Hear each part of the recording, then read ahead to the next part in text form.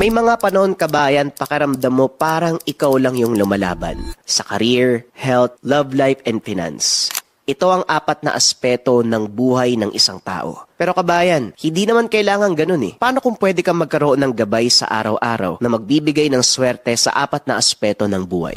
Narito ang gintong gabay mula sa Lika Merchandise. Modern ethnic ang finish niyan mga kabayan. Masuring pinag-aralan ng lahat ng tao mula sa Lika Merchandise ang bawat simbolo na inilagay sa gintong gabay. Ang mga nakapaikot na simbolo dyan ay baybayin, old alphabet ng mga Pilipino. Ang ibig sabihin niyan ay kalasag, kalakasan, kayamanan at katalinuhan. Yung mga araw sa gitna ay inspired sa buskalan tattoo na Travelers and Compass. Kaya siya pampaswerte at gabay sa 4 na aspeto ng buhay. Alam naman natin na ang kulay ginto kabayan ay nag-a-attract ng mataas na uri ng swerte sa araw-araw, mataas na uri ng swerte sa lahat ng aspeto ng buhay. Ganyan kahalaga ang bawat simbolo ng gintong gabay. Ito ay hindi simpleng palamuti lang na sinusot sa araw-araw mga kabayan. Ito ay paniniwala na nakakadagdag, nakakatulong sa araw-araw nating gawin. Ito ay mataas na uri ng sandata laban sa hamon sa araw-araw na buhay. Kung interesado ka magkaroon ng gabay kabayan, pwede mong bisitahin ang Yellow Basket dito sa baba or visit mo lang ang shop ng Lika Merchandise. Mag-ingat sa mga scammers.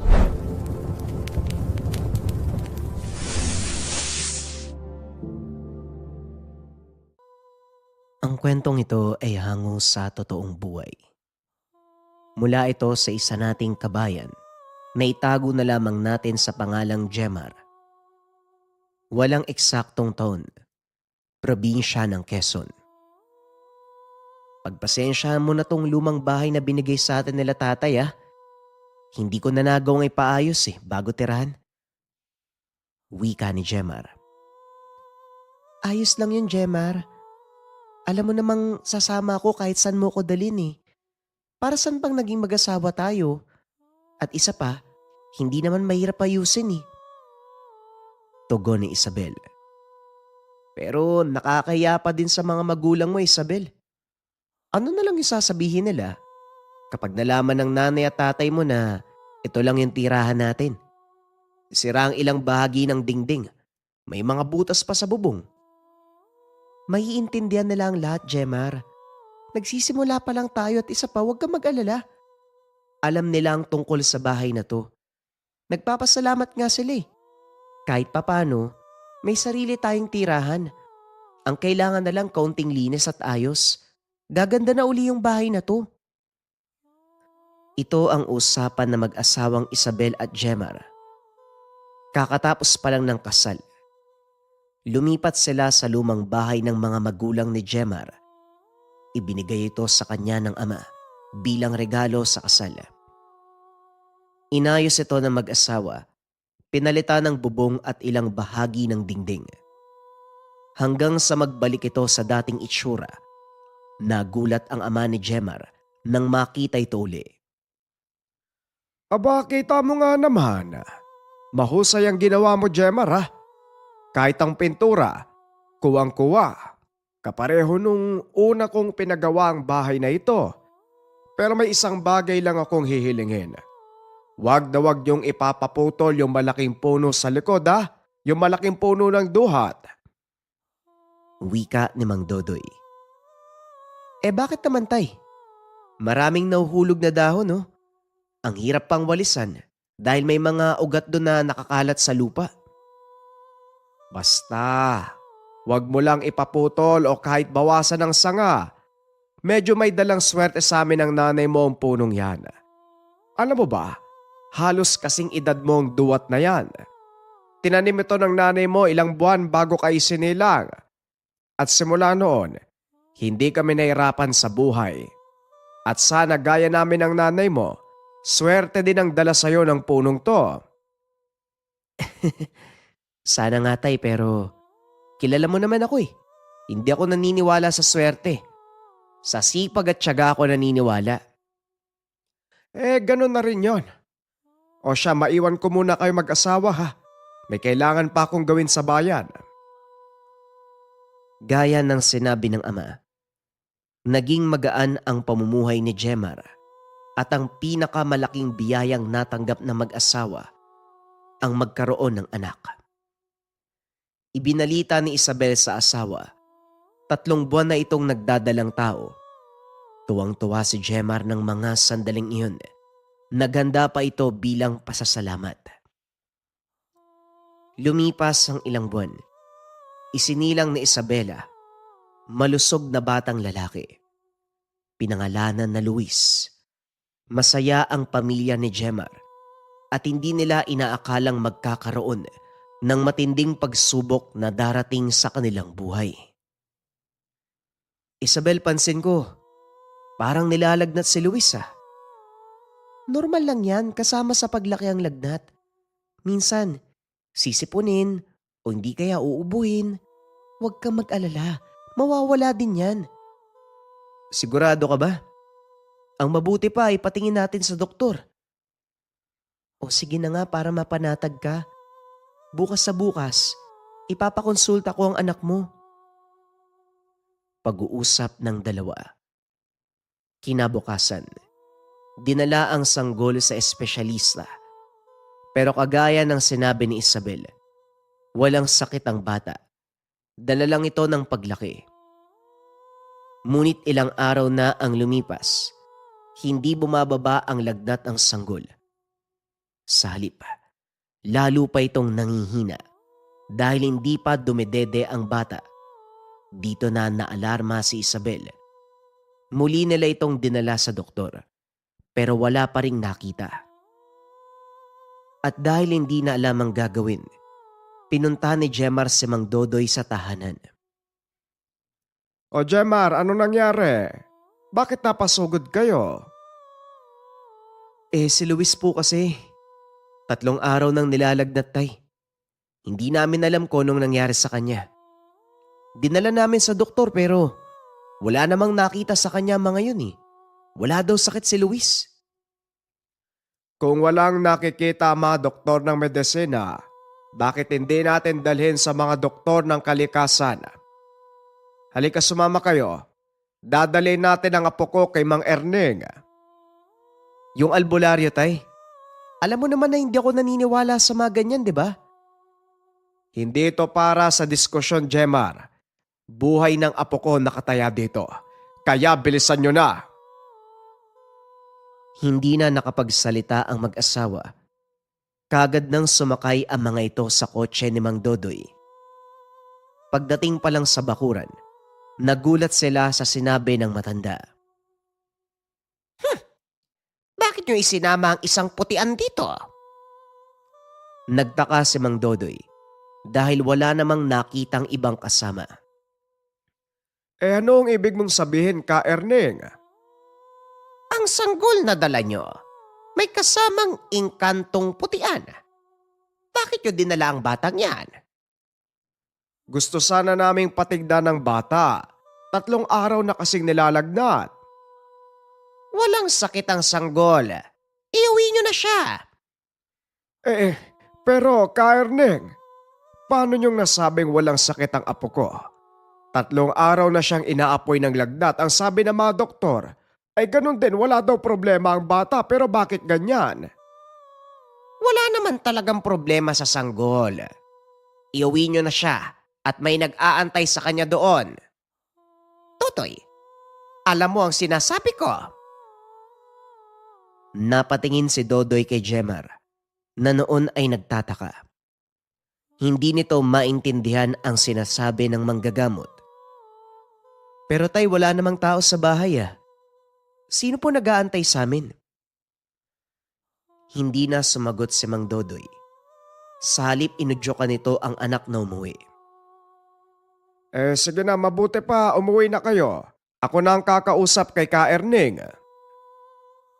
Naunang umalis ang mag-asawa. Samantalang si Mang Dodoy ay nagpaiwan upang kausapin si Ka Erning. Anong sinasabi mo na may ibang nag-aantay sa kanila? Nakakalimutan mo na ba? May mga kaibigan kang nakatira sa likod ng bahay. Minsan na nilang hiniram si Jemar. Hindi mo ba natatandaan? Sobrang tagal na nun, hindi ko na halos maalala. Pero ngayong nabanggit mo, natatandaan ko na. Halos 1 linggo naming hinanap si Jemar dahil biglang nawala eh. Hindi malayong ganun din ang mangyari sa apo mo. Kayang mabuti pa, kausapin mo ng masinsinan na mag-asawa. Ipaliwanag mo sa kanila nang sa ganun hindi sila mabigla. Pag-uusap ng dalawa. Pinuntahan ni Mang Dodoy sina Jemar. Kinausap ito tungkol sa sinabi ni Ka Erning. Nung una hindi makapaniwala ang mag-asawa. Ngunit nang sinuportahan nito ng ina ni Jemar, unti-unti silang naliwanagan. Kung totoo man ang sinasabi niyo, Tay, ano po ang gagawin namin ni Isabel? Posibleng bigla na lang mawala ang anak nyo. Ang pinakamainam na gawin, tahimik niyong hanapin. Huwag na huwag kayong magmumura o magpapakita ng agresyon dahil lalo nilang hindi ibabalik ang bata. Pero gaano po kayo kasigurado na hindi nila sasaktan ng anak ko? Sinisiguro ko sa iyo, Jemar. Mababait ang mga inkantong nakatira sa bahay na ito. Dahil kung hindi, malamang, hindi ka na nakabalik sa amin ng nanay mo. Tama ang tatay mo, Gemma. Alam mo bang sakitin ka dati? Pero simula nang hiniram ka ng mga kaibigan natin, naging mabuti ang kalusugan mo at lumaki ka ng maayos. Kinagigiliwan ka ng mga engkanto nung bata ka. Paniguradong ganyan din ang nangyayari sa anak mo. Ang sabi ni Ka Erning, kaya nilalagnat ang bata dahil hindi nito kayang bantayan ang presensya ng engkantong lumalapit sa kanya. Pero Tay, ano pong pwede nating gawin? Ang sabi ni Ka Erning, kausapin niyo ang mga engkanto. Makiusap na wag na munang lalapitan ng sanggol dahil mahina pa ang dunga nito. Pag-uusap ng pamilya. Sinunod ni Jemar ang payo ng ama. Nag-alay ito sa puno ng duwat. Kinausap ang mga hindi nakikitang kaibigan. Lumipas ang ilang araw. Napansin nila ang malaking pagbabago sa kalusugan ng anak. Naging mas masigla. Nawala ang pamumutla at lalong tumaba. Nawala ang pangamba ng mag-asawa. Lalo pa nang mapatunayan nila, totoo ang sinasabi ng manggagamot. Inalagaan nila ang puno ng duhat. Tuwing Biyernes, nag-aalay sila ng mga matatamis at kung ano-ano pang pagkain bilang alay sa mga engkanto. Ilang buwan din ang nakalipas. Wala namang gaanong nangyari. Pero isang araw, nagulat si Isabel dahil wala na ang bata. Dali-daling tinawag si Jemar. Kagad itong umuwi. Diyan ko lang siya iniwan, Jemar. Maimbing ang tulog ng anak natin, kampante naman ako dahil nandito lang ako sa kusina. Mangiyak-ngiyak si Isabel habang nagsasalita. Ngunit nakangiti lang si Jemar habang hawak ang pisngi ng asawa. Nakalimutan mo na ba ang sinabi ni tatay? Malamang nakikipaglaro ang anak natin sa mga bago niyang kaibigan. Hayaan mo lang, maya-maya uuwi din ang anak natin. Bahagyang tumawa si Isabel nang marinig ang sinabi ng asawa. Naramdaman nito na hindi nag-aalala si Jemar. Ano ba yung anak mo, no? 6 na buwan pa lang gala na. May pinagmanahan O siya, maghain ka na. Nagugutom na ako, kumain na muna tayo. Pag-uusap ng mag-asawa. Habang kumakain, bigla silang nakarinig ng boses ng sanggol na tumatawa. Marahang tumayo si Jemar. Sumilip sa silid ng anak. Nanlaki mga mata ng binata nang makita ang isang purong puting nilalang. Nakatingin sa sanggol. May aura na kulay asul. Hawak-hawak ang kamay. Hindi binuksan ni Jemar ang pintuan sa kadahilanang ayaw niyang matakot ang nilalang. Maya-maya ay umalis na ito. Saka pa lamang binuksan ni Jemar ang pintuan. Nakita nitong mahimbing na natutulog ang anak. Napangiti si Jemar. Nilapitan ang sanggol upang iayos ang kumot. Napansin nito, may kung anong hawak ang sanggol. Mara nitong inangat ang daliri ng anak. Nanlaki ang mga mata ng mapagtanto. Butil ng ginto ang nasa kamay. Unti-unting ibinuka ni Jemar ang kamay ng sanggol upang makuha ang ginto. Pero bahagya itong nagising. Humarap sa kabilang panig. Dito napansin ni Jemar na hindi lang sa isang kamay may hawak ang sanggol. 2 kamay nito ang may hawak na ginto. Kinuha ni Jemar, dinala kay Isabel. Mahal, tignan mo ang pasalubong ng anak mo. Nanlaki mga mata ni Isabel nang mapagtanto na purong ginto ang hawak ng asawa. Ginto ang mga yan, Jemar. Saan ang galing yan?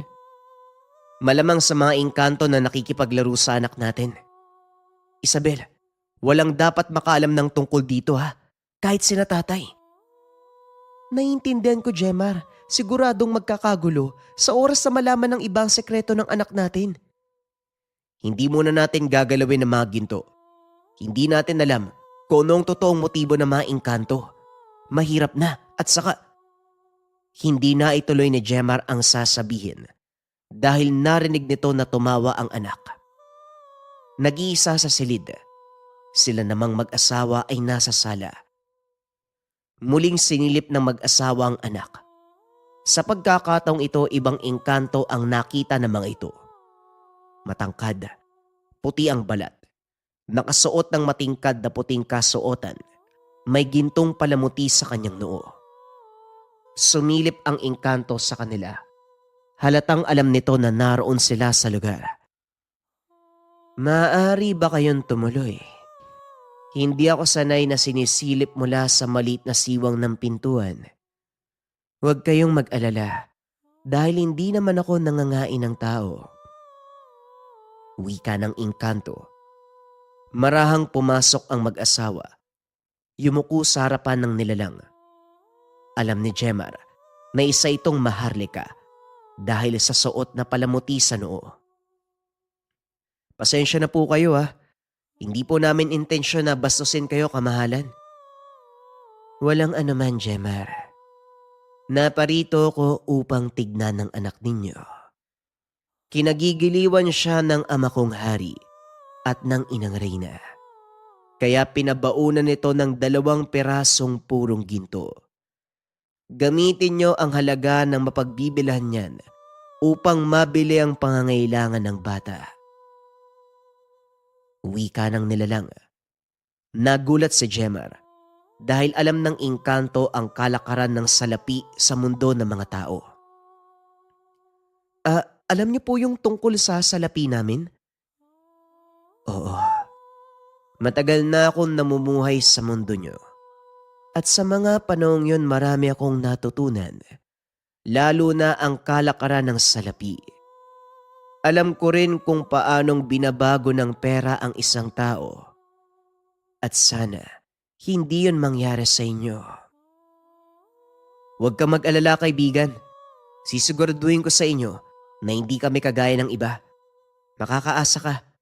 Wala kaming ibang hangad kundi ay kabubuti ng anak namin. Mabuti naman kung ganun. Sige na, kaibigan. Mukhang naabala ko kung ano man ang pinag-uusapan nyo. Naku, walang anuman, kaibigan. Hindi naman mahalaga ang pinag-uusapan namin eh. Ganun ba? Pero kailangan ko pa ring umalis. Hindi ako maaaring manatili ng matagal sa mundo nyo. Napag-utusan lang din ako ng aking mga magulang na tignan ng bata. At isang bagay pa. May paparating na panganib, kaya wag nyo sanang pabayaan ang sanggol. Kung kailangan nyo ng tulong, alam nyo kung saan ako tatawagin. Wika ng engkanto. Matapos ay umihip ang banayad na hangin mula sa bintana. Kasabay nito, tila bulak na nilipad ang nilalang palayo hanggang sa tuluyang maglaho. Biglang napaisip ang mag-asawa sa sinabi nitong paparating na panganib. Wala namang naalala ang mga ito nakaaway o hindi kaya naman nakasamaan ng loob. Kaya hindi nila alam kung sino ang taong maaring magdala sa kanila sa kapamakan. Hindi ko alam kung anong tinutukoy ng engkanto. Pero naniniwala ko na totoo ang sinasabi niya. Kailanman, walang kakayahan na magsinungaling ang mga kagaya nila na mataas na uri ng mga nilalang.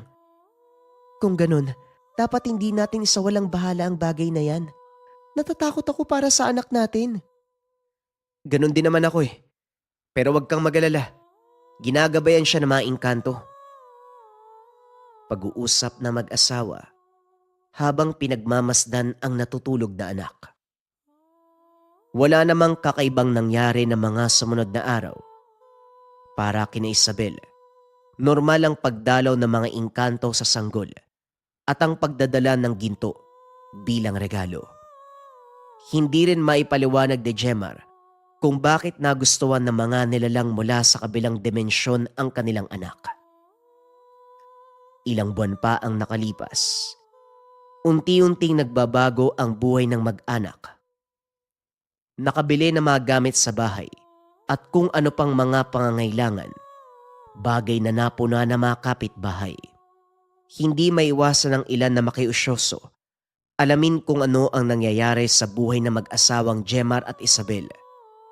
Pero sa kabila ng pangulit ng mga tao, minsan hindi nagbitiw ng anumang salita ang mag-asawa. Hinayaan nila ang mga itong mag-isip na mag-isip hanggang merong napadaan na kapitbahay ang nakasaksi kung paanong kunin ni Jemar ang mga butil ng ginto sa kamay ng anak. Hindi sinasadyang kumalat ito sa buong barangay hanggang sa makarating sa mga bayan. Araw-araw, may nakikita silang tao na aaligid sa gate ng tahanan nila Jemar, bagay na napansin ni Dodoy. Nang minsan itong dumalaw sa kanilang bahay. Ano bang nangyayari? Bakit ang daming usosero sa labas? Anong meron dito? Hindi ko nga alam tay kung anong ginagawa nila eh. Pero halos araw-araw nandyan ang mga yan. Hindi na lang namin pinapansin dahil nagkakaroon lang ng hindi pagkakaunawaan. Ay nako, kahit kailan talaga, hindi na nawala ng mga taong may masamang tangka. Hayaan mo, ilalapit ko ito sa ninong mo. Kagad inawat ni Jemar ang ama dahil ayaw niyang may ibang taong makaalam sa sekreto na meron sila, lalo pat hepe ng kapulisan ang ninong. Tay, naunawaan ko po na gusto mong makatulong. Pero hindi maaaring malaman ng iba, lalo na ng kapulisan yung sekreto natin. Alam na ni Mang Dodoy ang sekretong ito. Dahil maging sa Jemar ng maliit pa, pinagkalooban din ng mga engkanto ng kahit anong regalo. Isabel, alam mo bang hindi naman ganito ang katayuan namin noon. Pero nang ipinanganak si Jemar, unti-unting nagbago ang lahat. Dahil yon sa mga kaibigan naming engkanto, pati na rin sa puno ng duwat sa likod ng bahay. Yan ang lagusan nila papunta sa mundo natin, kaya ayokong ipaputol yan. Nasabi ko na po kay Isabel yung tungkol dyan, tay. Alam niya po ang katotohanan tungkol sa mga kaibigan natin. Ganun ba? Pero balik tayo sa problema. Ano kaya ang pwede nating gawin? Dahil mukhang hindi natin mapapali sa mga taong yan sa labas. Siguro, kailangan kong humingi ng tulong sa mga kaibigan natin. Yung tipong tatakutin lang ba ng kaunti? Ayos naman yun, diba tay? Matapos ang pag-uusap, pinuntahan ni Jemar ang puno ng duwat. Kinatok ito ng 3 beses. Nagsaboy ng bigas sa mga ugat nito. Maya-maya pa lumabas mula sa puno ang engkantong nakausap nila. Kaibigan, anong kailangan mo? Nangangamba kasi kami. Dahil sa may mga umaaligid na tao sa labas ng bakuran. Ang ilan talagang humihinto pa. Pilit sinisilip ang loob ng bahay. Naisip ko sana, takutin sila ng bagya para hindi na makapagtangkang gumawa ng masama. Walang problema. Umalis kayo mag-anak. Kailangang walang tao sa bahay. At kailangan makita nila na talagang umalis kayo. 3 araw ang kailangan ko, kaibigan. 3 araw? O sige, walang problema, kaibigan. Maraming salamat, ha. Hindi na nagtagal pa ang pag-uusap ng dalawa. Dali-daling bumalik si Jemar sa loob ng bahay. Kinausap si Mang Dodoy. Kumusta? Nakausap mo si Puti? Puti? Sino yun, tay? E di yung engkantong kaibigan ng anak mo. Puti ang tawag ko sa kanya dahil napakahirap bigkasin ng pangalan. Isa siyang maharlikang dalakit noon. Oho, nakausap ko siya. Pumayag si Puti sa plano ko, pansamantala. Doon po muna kami tutuloy sa inyo ni nanay. 3 araw ang hinihingi ng kaibigan natin. Ay walang problema, o siya. Mauna na ako. Sasabihan ko pa ang nanay mo, siguradong matutuwa yon. Sumunod na lang kayo. Matapos ang pag-uusap, umalis na ang mag-anak. Hindi naman kalayuan ang tahanan ng mga magulang ni Jemar. Tanaw nila ang tahanan mula sa 3 palapag ng bahay. Nagulat si Jemar dahil napakarami pa rin nakikiusyoso sa bahay kahit alam nila na wala ng tao dito. May ilan pang nagtangkang pumasok pero hindi na naituloy. At dito na nagsimula ang plano ng mga engkanto. Sinadya nilang magpakita sa nakakatakot na anyo upang takutin ang mga tao. Tumagal ng 3 araw ang ganong kaganapan hanggang sa ang mga residente na sa lugar ang kusang umiwas. Para kay Jemar, mas mabuti nang matakot ang mga tao sa kanilang tahanan kesa gumawa ang mga ito ng hindi maganda na maaaring maging dahilan ng kanilang kapamakan. Nagpatuloy ang paghiram ng engkanto sa kanilang anak hanggang sa sumapit ito sa edad na 8 taon. Gayunpaman, patuloy pa ring nagpapakita ang kaibigan nilang engkanto sa bata. Hindi na nga lang maaaring pumasok ang paslit sa kanilang kaharian dahil maaaring hindi na ito makabalik. Sa paglipas ng panahon, nakalimutan na ng mga tao ang kwento tungkol sa tahanan nila Jemar. Namuhay ang mga ito ng maayos. Lumaki ang kanilang anak ng normal at kalaunan nakapagtapos ng kolehiyo. Malaki ang naging tulong ng kaibigan nilang engkanto. Hindi sila pinabayaan sa lahat ng pagkakataon. Magmula sa proteksyon sa mga masasamang loob, sa mga taong gustong kumuha ng kanilang ginto, hanggang sa pagbibigay ng swerte sa araw-araw na buhay. Ang mga ginto din ang ginamit nila upang matustusan ang lahat ng pangangailangan ng pamilya. At kapalit na mga ginto, patuloy nilang inalagaan ang tahanan o kaharian ng mga engkanto. Patuloy ding hinihiram o bumibisita ang kanilang anak upang magbigay aliw, upang patuloy na makasalamuha sa mga engkantong kaibigan o mas kilala sa katawagan na maharlikang engkanto, ang mga engkanto na putian.